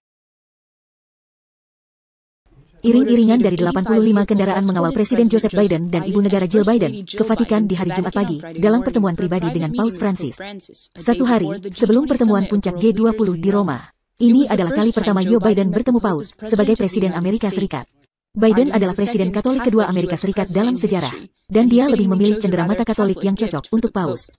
Cendera mata itu berupa tenunan tangan jubah untuk misa, yang berasal dari koleksi kuno gereja Trinity di Washington, D.C. Jubah itu dibuat di tahun 1930 dan dipakai oleh Jesuit di Amerika Serikat. Saya berharap cendera mata dari Amerika Serikat ini memadai. Paus membalasnya dengan memberi semacam keramik yang menggambarkan kunjungan ziarah ke Roma dengan Basilika Santo Petrus di latar belakang. Paus juga memberi Joe Biden koleksi dari teks keuskupannya. Tidakkah Anda mendapati hal ini menarik? Di mana Biden berkata, saya berharap cendera mata ini, yang berasal dari Amerika Serikat, memadai. Dan ini berasal dari Jesuit. Dan adanya beberapa presiden dari Amerika Serikat, yang benar-benar menentang Jesuit, benar. Dan para presiden itu memperingatkan, jika pemikiran semacam itu diterima, itu akan menjadi suatu ksatria baru. Dan saya pikir, kita memiliki ksatria baru di dunia. Ada patung dan binatang yang bersama-sama. Ya, adanya patung dan binatang yang bersama-sama. Jadi, adalah rencana Allah untuk menyatukan seluruh umat manusia. Tetapi nampaknya bagi saya, persatuan seluruh umat manusia ini, mesti didasarkan kepada moralitas mereka, yang sama sekali bertentangan kepada moralitas Alkitabiah. Di sini ada bagian dari kitab Kejadian, yang menceritakan kisah Menara Babel. Dan sangat jelas, ketika peristiwa itu terjadi, seluruh bumi memiliki satu bahasa dan satu cara berbicara. Kita bisa mengatakan hari ini, mereka sedang berusaha berbaris bersama, dengan suatu cara pemikiran. Maka berangkatlah mereka ke sebelah timur dan menjumpai tanah datar di tanah Sinear, lalu menetaplah mereka di sana. Itu adalah Babel. Mereka berkata seorang kepada yang lain, marilah kita membuat batu bata dan membakarnya baik-baik. Lalu bata itulah dipakai mereka sebagai batu dan tergala-gala, aspal, sebagai tanah liat. Juga kata mereka, marilah kita dirikan bagi kita sebuah kota dengan sebuah menara, yang puncaknya sampai ke langit dan marilah kita cari nama. Supaya kita jangan terserah ke seluruh bumi. Martin, itu merupakan suatu penyangkalan langsung, akan kepastian janji yang Allah telah buat. Allah berkata, aku tidak akan lagi membinasakan bumi dengan air bah. Dan mereka tidak mempercayainya. Jadi mereka adalah orang-orang yang mempercayai ular, daripada kepada Allah. Dan mereka ingin membangun sebuah kota. Nah, Babel adalah sebuah kota, dan penggenapan Babel juga sebuah kota. Dan Roma menyebut dirinya sendiri ibu dari kota, atau kota. Jadi semua ini sangat menarik. Mereka membangun sebuah menara Babel yang baru. Dan mereka tidak malu, dengan membuat lambangnya di Eropa. Yaitu dengan menyatakan sebagai menara baru Babel. Jadi, gambar nubuatan keagamaan mesti membuahkan hasil. Dan kita telah melihat persatuan dan dorongan oikumene ini. Nah, mari kita sedikit memperincinya. Jika ini merupakan sistem murtad, maka Anda mesti melihatnya dengan jelas. Ya, karena harus tidak ada ruang untuk penyesatan, karena Allah menghendaki keadilan, benar. Perempuan Amazon, yang memimpin upacara penanaman pohon Vatikan, mengungkapkan makna kekafiran bagi tindakan mereka. Dan pada dasarnya mereka berlutut di hadapan Pachamama. Dan ini adalah Dewi, suatu ritual Dewi Bumi. Ini adalah paham panteisme dalam level tertinggi. Dan juga penyembahan berhala. Ya, dan Paus juga turut serta. Dan apa yang dikatakan oleh gereja-gereja Protestan, tidak ada. Tidak ada, mungkin ada sedikit protes di sana-sini, dan mungkin pihak kanan dari paham Katolik yang memprotes. Oke. Jadi pencarian bagi persatuan Kristen sedang maju, kata Paus. Jadi pastinya persatuan Kristen akan menjadi persatuan di dalam kesalahan. Ya, Anda mesti menghilangkan suatu hal, agar tercapai persatuan. Menandai peringatan ke-25 tahun dari ensiklikal Santo Yohanes Paulus I, tentang persatuan Kristen. Paus Francis berkata dia merasakan ketidaksabaran sehat dari orang-orang yang berpikir mereka bisa lebih dan mesti melakukan. Tetapi dia juga mendesak agar orang-orang Kristen mesti bersyukur untuk kemajuan yang ada. Dan tentunya diperlukan waktu berabad-abad dan ribuan tahun, karena persaingan ini antara gereja Ortodoks dan Roma telah berlangsung, benar, ya. Jadi kita melihat, mereka mulai bersatu. Apakah ini merupakan tanda zaman? Tentu saja. Luka parah mesti sembuh. Apakah terjadi luka, ketika paham Protestan terpisahkan dari Roma? Ya. Baik, dan mereka menyebutnya anak-anak.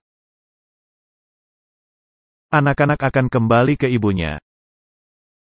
Apakah kita melihat anak-anak kembali kepada ibunya? Ya, adanya dorongan. Nah, sebelum reformasi Protestan, apakah ada anak-anak? Tidak. Tidak, tidak ada anak-anak. Jadi, anak-anak itu ada, setelah mereka lahir, benar, ya. Jadi, sekarang, anak-anak itu akan kembali kepada ibunya. Nah, mengapa anak-anak itu terpisahkan dari ibunya? Karena anak-anak itu tidak selaras dengan kitab suci, tepat. Apakah sesudah itu, anak-anak itu selaras dengan kitab suci? Tidak. Tidak, malahan lebih buruk. Itulah sebabnya, mereka akan kembali. Jadi apa artinya? Mengenai anak-anak itu, apakah anak-anak itu menjadi lebih baik, atau malah lebih buruk, lebih buruk? Alkitab menyebut ibu itu, ibu dari para pelacur. Ya. Jadi, jika demikian, anak-anak itu menjadi apa? Menjadi para pelacur.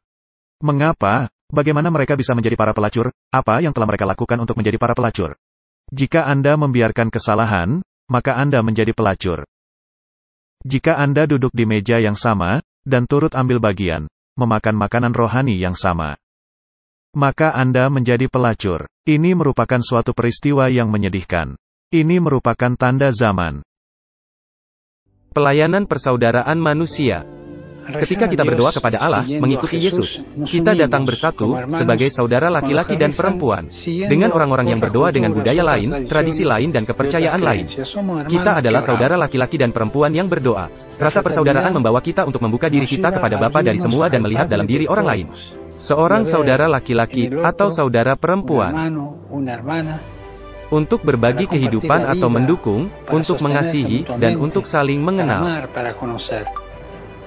Gereja menghargai tindakan-tindakan Allah kepada agama-agama lain, tanpa melupakan bagi kita, orang-orang Kristen, yang menjadi sumber mata air dari kemuliaan dan persaudaraan manusia, ada di dalam Injil Yesus Kristus. Kita sebagai umat-umat percaya, mesti kembali ke sumber kita, dan memusatkan perhatian kepada hal-hal yang diperlukan.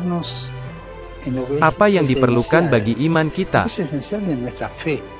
adalah penyembahan kepada Allah dan mengasihi sesama manusia. Marilah kita berdoa, kiranya Tuhan memberi kita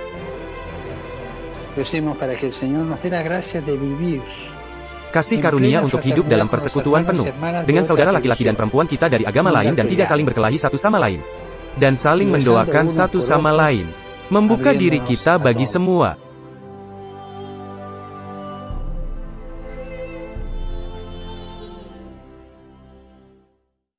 Martin, ini adalah video singkat yang sangat pandai, yang dikeluarkan oleh Vatikan, dengan Paus sebagai pembawa kisahnya. Dan dia menunjukkan berbagai agama, di lingkungan mereka masing-masing. Lalu menunjukkan kesamaan mereka semua. Ada dapur makanan. Dan mereka membagikan makanan, dengan saling membantu, bagi orang-orang miskin. Martin, apakah itu Injil atau merupakan buah dari Injil? Buah dari Injil. Jadi kita tidak membantah adalah baik, untuk memberikan makan kepada orang-orang lapar. Ini merupakan hal kebersamaan, Tetapi Martin, nampak bagi saya, masalah-masalah sosial adalah hal-hal umum, segala sesuatu yang berkaitan dengan kebaikan untuk bersama, yang didefinisikan oleh dirinya, yang jelas didasarkan atas dusta, karena dia berasal dari bapa segala dusta. Naga memberinya kuasa. Jadi semua ini menjadi kenyataan. Apakah kita berada di hari-hari yang terakhir? Jika Anda tidak bisa melihat hal-hal ini, maka tiba saatnya untuk membuka mata Anda. Saya setuju. Martin, sejauh mana mereka akan membawa gambaran ini? Apakah hanya di dalam dunia Kristen, atau dengan agama-agama lain, mereka ingin mencakup semuanya? Jadi, kita akan mendirikan rumah keluarga Abraham di Abu Dhabi. Mari dirikan juga di Berlin, dan New York. Nah, apakah agama-agama ini, yang memiliki nenek moyang yang sama, menurut mereka, yaitu Abraham? Apakah mereka semua memiliki kepercayaan sama perihal Mesias dan apa peranan Mesias? Tidak. Jadi, apa yang akan menjadi persatuan budaya mereka, sama seperti yang kita lihat sebelumnya. Jadi Martin, ini adalah tanda-tanda zaman. Adalah menarik, hanya dengan satu nama, barulah Anda bisa mencapai surga. Ya. Dan nama itu, Yesus, tidak ada di sini.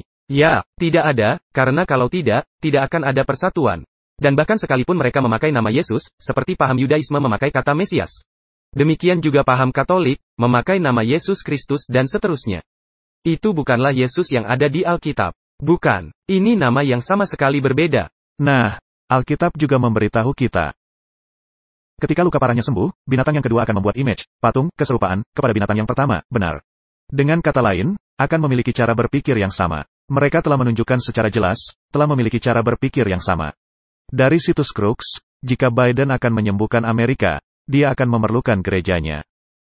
Nah, apakah ini gereja dan negara yang bekerja sama untuk memulihkan sesuatu? Ini tidak terbantahkan, bahwa gereja dan negara sedang bekerja sama. Sungguh pasti. Jadi apakah ini tanda-tanda zaman? Sungguh pasti. Lalu pada akhirnya, perundang-undangan yang terkait dengan membeli dan menjual, dan penerapan tanda binatang, mesti siap dilakukan. Itu tanda terakhir, mempersiapkan segala sesuatu, untuk peristiwa penutupan. Ya. Nah, tanda binatang ada kaitannya dengan otoritas binatang. Yang bertentangan kepada otoritas Allah. Tanda binatang adalah bertentangan kepada meterai Allah. Dan meterai adalah yang memeterai sesuatu menjadi hukum. Jika Anda menaruh meterai, cap, kepada sesuatu, maka sesuatu itu menjadi hukum. Anda mendapati meterai Allah dalam 10 perintah Allah. Dalam 6 hari, Tuhan menciptakan. Ini adalah namanya, gelarnya, Allah Pencipta, yang menciptakan langit dan bumi. Wilayah kekuasaannya, langit dan bumi. Dan meterai Allah ada di dalam perintah hari Sabat. Tetapi Roma berkata, tidak, aku telah mengubahkan hal itu. Meterai saya adalah hari Minggu. Benar, ini sama seperti ketika Anda mengambil 9 perintah lainnya. Tanpa perintah yang keempat, yang adalah meterai, Allah manapun, bisa menyatakan itu adalah hukumnya. Tetapi untuk membuktikan Allah yang mana yang menjadi Allah sejati, yang lebih besar dari Allah lain, maka diberikan cap meterai. Benar. Nah, segera setelah Anda mengenakan hari matahari. Hari penyembahan matahari, ini merupakan penyembahan matahari. Dan Allah dari penyembahan matahari, sesuai dengan masyarakat rahasia dunia, adalah Lucifer. Anda bisa membaca buku Morals and Dogmas, oleh Albert Pike. Atau Anda bisa membaca tulisan Maki mengenai Freemason. Atau Anda bisa membaca tulisan-tulisan oleh Blavatsky. Mereka sangat berterus terang, bahwa Allah yang mereka sembah, adalah Baal, dewa matahari. Nah, penyembahan Baal, menjadi masalah besar, ketika terjadi kepada bangsa Israel. Dan Nabi Yehezkiel melihat penglihatan para penatua Israel berjumlah 25 orang, dengan punggung mereka membelakangi bait suci sedang menyembah matahari. Dan ketika Anda melihat gambaran di dunia, ketika penyembahan, mereka selalu mengangkat tangan mereka diarahkan kepada matahari. Mereka sedang menyembah matahari, dan kepausan memiliki gambar matahari, yang keluar dari piala emas. Itu merupakan salah satu gambar dari Ordo Jesuit, dengan piala emas, dengan lingkaran matahari, hosti. dengan sinar matahari, dan ada tulisan I.H.S. di dalamnya. Itu merupakan lambang Jesuit. Itu merupakan lambang penyembahan matahari, atau penyembahan Lucifer. Dan dua hal ini akan saling bertentangan satu sama lain. Nah, agar bisa menerapkan tanda binatang, Anda mesti menerapkan peraturan membeli dan menjual. Karena jika Anda tidak mematuhi apa yang diperintahkan, maka Anda akan dilucuti dari kegiatan ekonomi apapun. Dengan kata lain, mereka akan memutus garis hidup Anda, benar. Disebut apa? Hal itu Martin, pemaksaan. Benar. Kita sudah mendengar nada-nada ini, bukan, dan ini juga tidak terjadi hanya pada saat itu saja. Ketika tanda binatang diterapkan, karena ini akan terlalu jelas. Ini mesti datang sebelumnya, dalam cara-cara lain. Jadi, mari kita lihat, apakah perundang-undangan ini memiliki kemungkinan muncul dalam iklim yang ada sekarang. Itu merupakan tanda yang terakhir. Benar. Di sini ada berita, bisnis besar mendapat angin segar, ketika para pimpinan dari perusahaan-perusahaan besar Amerika Serikat bermitra dengan Paus Francis. Jadi, bisnis besar, sekarang ini akan menerapkan aturan-aturan tertentu. Siapa yang bisa aktif secara ekonomi, dan siapa yang tidak bisa. Dan apakah mereka memang mendapatkan angin segar, ketika sudah bermitra dengan Paus Francis? Ini adalah suatu pernyataan yang menarik, benar. Jadi aliansi ini, yang dikenal sebagai Dewan untuk mencakup paham kapitalisme dengan Vatikan, bertujuan untuk menciptakan suatu pemandangan ekonomi yang lebih mencakup, adil dan berkesinambungan. Dengan berjanji menuju suatu tujuan perkembangan yang berkesinambungan, yang berfokus dalam wilayah seperti, tindakan iklim, perdamaian dan keadilan, pendidikan yang berkualitas dan kesamaan gender, jenis kelamin. Seluruh bencana dahsyat terdapat dalam satu kalimat tadi. Jika Anda tidak memiliki cara berpikir moral kami, dan tidak mematuhi peraturan dan hukum kami, kami akan memutuskan Anda. Apakah semua aturan itu sudah ada? Ya. Tidak disuntik, tidak ada pekerjaan. Vatikan bersikap tegas kepada para anti penerima vaksin COVID. Ini artinya jika Anda ingin memimpin, maka jadilah teladan. Mereka adalah orang-orang pertama yang mesti melakukannya, benar. Ini dimulai sejak bulan Februari. Apakah ini pemaksaan? Jelas sekali. Apakah ini artinya, Anda tidak akan bisa membeli atau menjual, dan kami akan memotongnya? Ya. Baiklah, jadi Vatikan memimpin dengan memberikan teladan. Bisnis eksentrik, tidak disuntik, tidak ada pekerjaan. Bisnis besar mendorong untuk wajib vaksin COVID-19 di tempat kerja. Jadi, apakah bisnis besar mengikuti rencana Vatikan? Ya. Apakah mereka akan kembali membangun dengan lebih baik? Apa yang akan terjadi kepada ekonomi menengah kecil ketika seluruh sistem finansial bergabung untuk kembali membangun dengan lebih baik untuk perusahaan-perusahaan mega dan orang-orang lain mengalami lockdown? Maka pada akhirnya, mereka akan memiliki seluruh peralatan untuk membuat Anda patuh melakukan apa yang mereka kehendaki. Anda tidak akan memiliki apapun, tetapi tetap senang. Dan Anda akan memiliki paspor yang menunjukkan persetujuan dan kepatuhan Anda. Lampu hijau atau lampu merah. Dan ini bukan sekedar spekulasi. Ini sedang terjadi. Nah, apakah ini bersifat alkitabiah? Ya. Apakah ada ilmuwan lingkungan yang bergabung? Ya. Apakah kemerosotan moral terjadi? Apakah dunia politik turut serta? Apakah dunia keagamaan turut serta? Apakah dunia ekonomi turut serta? Apakah mekanismenya sudah siap? Ya. Tanda lain, apakah yang sedang kita tunggu, Martin? Penerapan akhir dari tanda binatang. Ya. Nah, ada orang yang berkata, kalian selalu membicarakan hal itu, tetapi tidak terjadi. Tetapi kita pernah membahasnya, bagaimana semua ini berjalan di dalam kegelapan, dan bagaimana ini sudah diterapkan. Apakah menurut Anda, iblis akan membeberkan segalanya, sehingga seluruh dunia mengetahui? Tidak, iblis akan menaruhnya dalam pandangan sederhana, sama seperti masyarakat rahasia melakukannya. Tetapi dalam cara yang dipelintir, sehingga kebanyakan orang tidak melihatnya. Tepat sekali. Dan Anda akan disesatkan. Benar. Di dalam kitab Wahyu 18 ayat 23, dan cahaya lampu tidak akan bersinar lagi di dalammu. Dan suara mempelai laki-laki dan pengantin perempuan tidak akan kedengaran lagi di dalammu. Karena pedagang-pedagangmu adalah pembesar-pembesar di bumi. Oleh ilmu sihirmu semua bangsa disesatkan. Nah, ilmu sihir adalah paham okult. Tetapi ini juga parmasia, dan Vatikan melalui agen-agennya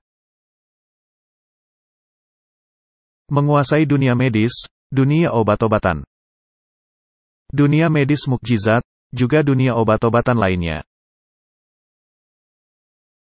Dan mereka mempraktekkan ilmu sihir. Ini sama sekali tidak diragukan. Karena melalui masyarakat rahasia, dan semua afiliasinya. Mereka sibuk dengan ilmu sihir.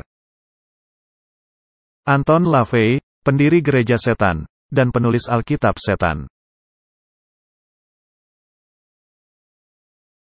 mendirikan ordo yang paling dikagumi, di Universitas San Francisco, yang adalah lembaga Jesuit. Ini adalah sejarah. Mereka berterus terang dalam keterlibatan mereka dalam okult. Dan dalam parmasia mereka. Dan di dalamnya terdapat darah nabi-nabi, ini suatu pernyataan yang luar biasa. Dan orang-orang kudus dan darah semua orang, yang dibunuh di bumi. Kelompok besar orang dengan jumlah jutaan, yang telah mati, sebagai akibat dari sistem ini. Hanya akan diketahui di dalam penghakiman. Tetapi ada orang-orang, sesuai ayat ini. Darah semua orang yang dibunuh di bumi. Terjadi peristiwa-peristiwa di dunia sekarang ini. Yang menyebabkan kematian ribuan bahkan jutaan orang. Dan jika kita menelusuri asal mulanya, maka kita mesti mencatat ayat ini, Wahyu 18 ayat 24. Apakah pandemi virus corona merupakan penghakiman Allah? Nah, Martin, ini tergantung kepada Allah mana yang Anda bicarakan. Apakah Allah ciptaan mereka sendiri? Kita akan menelitinya. Ini dari situs Yahoo News, 251 jurnal medical memperingatkan para pemimpin dunia untuk tidak menunggu hingga selesainya COVID-19 untuk menangani krisis iklim. Dengan menyebutnya sebagai ancaman terbesar bagi kesehatan publik global. Jadi, Martin, kita mesti berpindah dari satu krisis yang sebetulnya telah dipakai untuk penerapan struktur yang akan mencegah Anda dalam membeli dan menjual jika Anda tidak mematuhi suatu syarat tertentu. Tepat sekali. Jika misalnya, 2 tahun silam, mereka telah menerapkan struktur yang sekarang telah diterapkan. Tanpa adanya pandemi, maka semua orang akan telah menentangnya. Pasti tidak akan bisa terjadi. Tetapi bukankah menarik? Anda mesti mengalami kartu vaksinasi, beralih ke kartu hijau. Apa artinya, dan apa langkah selanjutnya, dari kartu vaksin, ke kartu hijau, ke kartu tanda? Adanya sinar kecil berwarna hijau atau merah, yang menyala di telepon Anda, atau kartu Anda, atau apapun itu. Itu akan sangat menentukan. Jadi apakah semua ini telah terjadi? Bersiaplah untuk lockdown, darurat, perubahan iklim sayap kiri. Kita akan mengalami krisis iklim. Dan ini akan disebut sebagai kode merah bagi dunia. Dan sekarang ada kasus baru pertama, tanggal 8 November tahun 2021. Seorang perempuan Kanada menjadi orang pertama yang didiagnosa mengalami penyakit perubahan iklim. Jadi, apakah perubahan iklim akan menjadi topik permasalahan kesehatan? Sungguh pasti.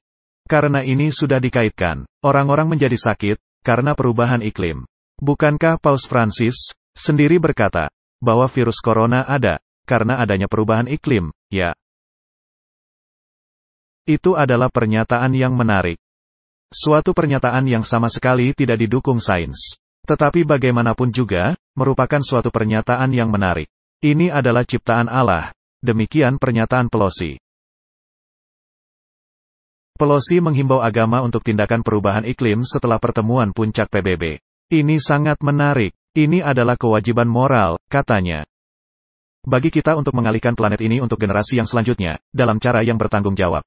Bagi saya, ini adalah hal keagamaan. Martin, apakah gereja dan negara telah bersatu? Saya tidak tahu, bagaimana Anda tidak bisa melihat hal ini. Apakah mereka sedang berbicara di dalam bahasa Alkitab? Semua tanda-tanda zaman sudah ada di tempatnya. Jadi apa yang kita tunggu? Tindakan yang penghabisan. Nyanyian yang terakhir. Mari kita dengarkan dia. Dalam kaitan dengan investasi dan memerangi krisis iklim. Saya telah melihat sejak saya berada di Glasgow, dengan delegasi 22 anggota dan seorang ketua. Ini sungguh memerlukan suatu lompatan raksasa ke depan. Dan kita mesti melakukan bagian kita, yaitu menciptakan perawatan kesehatan bagi anak-anak kita. Pembersihan mengenai pekerjaan dengan bayaran bagus, pekerjaan serikat buruh, untuk mempertahankan keunggulan kita di dalam teknologi hijau. Di seluruh dunia, Anda sudah mendengar saya berkata, ini adalah topik keamanan nasional, seperti yang dikatakan para penasehat keamanan nasional. Suatu kompetisi, dan yang tentunya, suatu kewajiban moral, bagi kita, dalam mengalihkan planet ini, ke generasi yang selanjutnya, dengan cara yang bertanggung jawab. Bagi saya, ini adalah hal keagamaan. Saya meyakini, ini adalah ciptaan Allah. Kita memiliki kewajiban moral untuk menjadi penata layan yang baik. Tetapi jika Anda tidak menerima pandangan itu, Anda bisa menerima pandangan itu, bahwa kita memiliki kewajiban. Itu adalah naskah, yang keluar langsung dari kitab Wahyu. Ya, dia bahkan mencantumkan serikat buruh dalam pidatonya. Serikat buruh ada di situ. Pekerjaan, melalui serikat buruh. Ini sungguh luar biasa, Martin. Ini adalah penggenapan nubuatan. Dan ada orang-orang yang berkata, kita belumlah sampai ke tahap itu. Waspadalah, jangan sampai ada orang menyesatkan engkau. Ini adalah Jurnal Amerika, dari terbitan, tanggal 12 November tahun 2021. COP26 tidak terlalu efektif. Sudah waktunya mengambil pendekatan Paus Francis, bagi perubahan iklim. Wah, ini sungguh suatu kekaguman. Kepada binatang yang pertama, jika Anda ingat. Paus Francis memberi Biden, cenderamata, surat ensiklikalnya. Benar. Untuk lebih memahami perbedaannya, kita bisa meneliti kota lainnya, Paris. Di mana persetujuan iklim disahkan di tahun 2015, melawan Roma dan Badan Pemikiran Katoliknya. Mereka menyatakan perbedaan pandangan sangat besar, mengenai perubahan iklim. Roma, atau Gereja Katolik, memulai dengan benar, mendefinisikan tujuan kehidupan lalu pencarian bagi struktur sosiopolitik. Yang akan membawa kita ke tujuan itu. Nah, Roma telah mendefinisikan, atau Jesuit telah mendefinisikan apa tujuan kehidupan. Dan sesuai pernyataan Richard M. Gula, Profesor Jesuit, tujuan hidup adalah menghidupkan suatu kehidupan manusia yang sejati. Nah, Martin, tujuan hidup, saya pikir, adalah untuk memperkembang tabiat moral. Dalam hubungan kita kepada Yesus Kristus. Dan menerima karunia pemberian keselamatannya. Sehingga Anda bisa disesuaikan, agar bisa masuk ke sorga. Itu adalah tujuan hidup. Tetapi di sini, sama sekali tujuan hidup yang baru, yang begitu dangkal. Dan yang begitu membumi, karena mereka tidak mempercayai masa 1000 tahun, karena mereka penganut paham amilenialis. Yang sungguh-sungguh suatu pelanggaran kepada keadilan. Roma mendorong kita untuk memakai spiritualitas Ignatius. Dengan kata lain, suatu spiritualitas palsu, yang didasarkan kepada hayalan, dan bukannya kenyataan. Suatu realita maya. Untuk mencari Allah dalam segala hal, paham panteisme, sementara memberi instruksi bagi kita, bahwa kita semua adalah penata layan bumi. Martin, Yesus berkata, kerajaanku bukan berasal dari dunia ini. Jika demikian, hamba-hambaku akan melawan. Tetapi hari-hari akan segera tiba. Ketika semua tanda-tanda ini digenapi, Yesus akan datang dalam kuasa dan kemuliaannya yang besar. Dan yang mengakhiri semua penderitaan ini. Roma memahami, kebaikan yang mengalir, dari pengejaran kebaikan bersama. Yang didefinisikan oleh rasa solidaritas, perbuatan amal, dan saling bertindak. Dengan kata lain, Anda mesti bekerja bersama-sama. Dan orang yang mesti diajak bekerja sama. Adalah Paus. Ya, seperti di video singkat, yang tadi kita tonton. Benar. Karena itu, Roma memberikan informasi tantangan perubahan iklim dalam 2 tahapan. Secara epistemologi, yaitu dengan membentuk kerangka pertanyaan semestinya. Dan yang mengidentifikasi penyebab mendasar dari masalah. Apa itu? Dokumen Roma yang sangat jelas menjadi penyeimbang kepada persetujuan Paris, adalah ensiklikal Laudato Si. Paus Francis menginstruksikan kita, bahwa segala hal adalah saling terkait, dan bahwa perubahan iklim, ketidakadilan sosial, dan ketidaksetaraan ekonomi, adalah sangat erat berkaitan. Jadi, Martin, ketidakadilan sosial, menyebabkan perubahan iklim. Sungguh menarik, melalui keseluruhan ensiklikalnya, Paus Francis menjelaskan, bagaimana penyembahan kita kepada mesin, dan pengejaran kita tanpa batas, untuk kepentingan diri kita yang sempit, menghilangkan perasaan keadilan dan kebaikan untuk bersama. Tetapi bagaimana dengan penyembahan berhala paus, penyembahan berhala kepada Pachamama, penyembahan berhala kepada misa? Bagaimana dengan penyembahan berhala paus, dengan mencampurkan kebenaran dengan kesalahan? Bagaimana dengan penyembahan berhala paus, dengan mengesampingkan hukum Allah? Bagaimana dengan semua hal itu? Tidak ada pengaruhnya, benar, dia di atas semua itu. Jadi, apa yang kita perlukan adalah penerapan tanda binatang. Dan itu akan merupakan drama penghabisan, dan akhir segala sesuatu, akan tiba. Hari Minggu lamban, solusi sederhana untuk pemanasan global. Kita mesti memulihkan hari Minggu, suatu hari untuk gaya. Suatu hari untuk bumi, ini sudah sangat baik dinyatakan, Martin. Karena hari Sabat, adalah suatu hari bagi Allah. Yesus adalah Tuhan atas hari Sabat. Mereka menginginkan satu hari untuk gaya. Mereka menyambut hal itu, tetapi bukan untuk saya. Saya tidak ingin turut terlibat. Tetapi malangnya, itu akan memiliki akibat, ketika kita mengambil keputusan itu. Ya. Dari situs Churches Together, mereka menginginkan hari Minggu iklim. Pertama-tama mereka menginginkan 1 tahun sekali, kemudian setiap pekannya. Uskup-uskup Uni Eropa menghimbau negara-negara untuk melindungi hari Minggu bebas bekerja. Mari kita libatkan serikat buruh turut serta, dan bekerja sama dengan mereka. Berpartisipasi dan melindungi hari Minggu, seperti dikatakan oleh Aliansi untuk Kebebasan Hari Minggu. Dari situs Independent Catholic News, Yobel bagi bumi melihat ke pekan Laudato Si. Martin, apakah meja sudah disiapkan? Jelas sekali. Saya pikir, ketika Anda tidak melihat dengan semua tanda-tanda yang ada. Lepaskan kacamata Anda, usap dan bersihkan, pakai salep mata, dan melihat kembali. Lihat kembali. Kitab Lukas 21 ayat 28. Apabila semuanya itu mulai terjadi. Bangkitlah dan angkatlah mukamu. Kemana mereka akan memandang? Mereka akan melihat ke bawah, benar. Mereka akan memandang ke bawah. Mereka akan melihat kepada gaya. Dan angkatlah mukamu, sebab penyelamatanmu sudah dekat. Saya begitu senang. Semua tanda-tanda ini telah terjadi. Tanda-tanda lingkungan, tanda-tanda keagamaan, tanda-tanda Mesias. Tanda-tanda politik, tanda membeli dan menjual, tanda-tanda ekonomi. Dan kemudian tanda binatang. Dan mesin propaganda ini sedang menggila. Sedang berjalan dengan kekuatan penuh.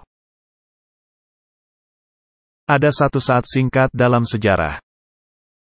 Ketika berjalan dalam kapasitas itu. Tetapi itu lokal, dan hanya di sebuah bangsa. Itu terjadi di Eropa. Tetapi sekarang kita sudah melampauinya. Kita telah membuatnya menjadi universal. Kiranya Allah memberi kita hikmat, agar tidak disesatkan. Mari kita berdoa. Bapa Sorgawi, tanda-tanda telah digenapi di sekitar kami. Kami sedang menunggu untuk peristiwa yang penghabisan. Sedikit lagi propaganda, sedikit lagi indoktrinasi. Sedikit dusta lagi, dan akhirnya penutupan itu akan datang. Berilah kami hikmat, dan tolonglah kami agar menjadi penatalayan firman yang setia. Di dalam nama Yesus, kami sudah berdoa. Amin. Terima kasih sudah menonton video ini. Untuk berlangganan kepada saluran kami, klik di sini. Untuk mendapat pemberitahuan, klik tanda lonceng. Untuk menonton video selanjutnya, klik di sini. Terima kasih dan sampai berjumpa lagi.